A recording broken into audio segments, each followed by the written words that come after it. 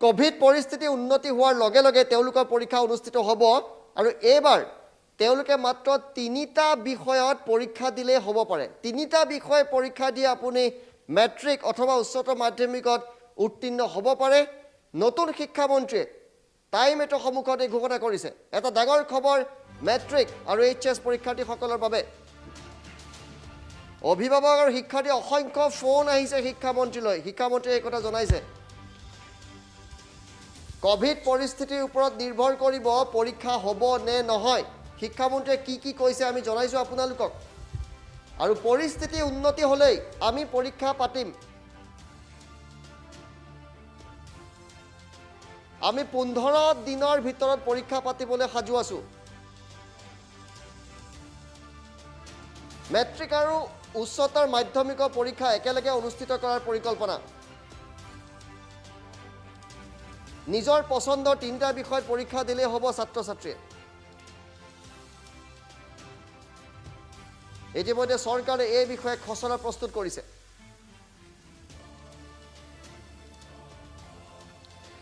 অহা 25 মেৰ ভিতৰত সম্পূৰ্ণ ছবিখন স্পষ্ট হৈ পৰিব বুলি জনাইছে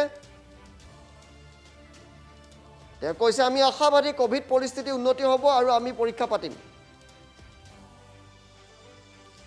পৰিস্থিতি উন্নতি হোৱাৰ 10-12 দিনৰ ভিতৰত আমি পৰীক্ষা পাতিব পাৰিম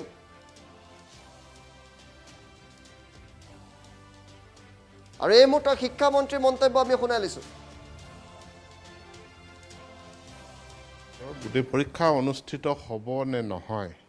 এটো সম্পূৰ্ণৰূপে নিৰ্ভৰ কৰিব কোভিড পৰিস্থিতিৰ উন্নতি ঘটে নে অৱনতি ঘটে আৰু তাৰ কাৰণে নিশ্চিতভাৱে আমি চৰকাৰৰ আমাৰ স্বাস্থ্য বিভাগৰ পৰা অনুমতি পাব লাগিব তেওঁলোকৰ পৰা গাইডলাইন পাব লাগিব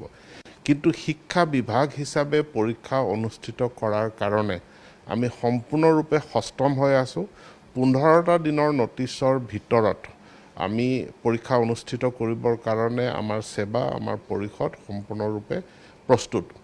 এতিয়া চৰকাৰে যিখিনি বিধি বিধান দিছে কোভিড প্ৰটকল দিছে সেইখিনি ৰাইজে যদি মানি চলে নিশ্চিতভাৱে পৰিস্থিতিৰ উন্নতি ঘটিব আৰু আমাৰ যি কোভিড পজিটিভিটি ৰেট আছে এই ৰেটটো যদি কমি যায় আমাৰ গ্ৰাফডাল যদি তললৈ নামে তেতিয়াহ'লে আমি পৰীক্ষা অনুষ্ঠিত কৰিবলৈ হয়তো অনুমতি লাভ কৰিম আৰু অনুমতি লাভ কৰিলে আমি 15 দিন সময় ল'ম 15 দিনৰ ভিতৰত আমি পৰীক্ষা অনুষ্ঠিত কৰাৰ কাৰণে আমি সম্পূৰ্ণৰূপে সষ্টম হৈ আছো এতেকে ছাত্ৰ ছাত্ৰী অভিভাৱকসকলক মই এই সময়ত উদ্বিগ্ন নহবৰ কাৰণে অনুৰোধ জনাইছো আপোনালোকে পৰিস্থিতিটোৰ উন্নতি ঘটাৰ কাৰণে কৰা